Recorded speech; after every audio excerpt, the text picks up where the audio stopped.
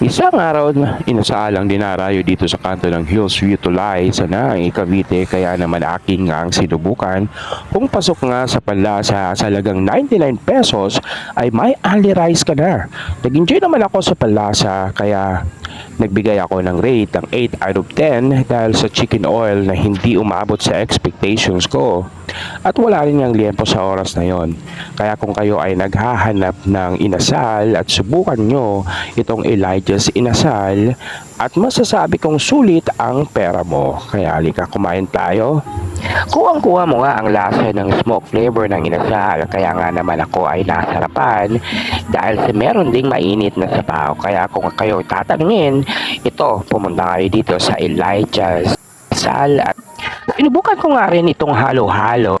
Tamang-tama naman ang kanyang lasa na hindi ganun katamisan at maraming gatas. Maraming salamat at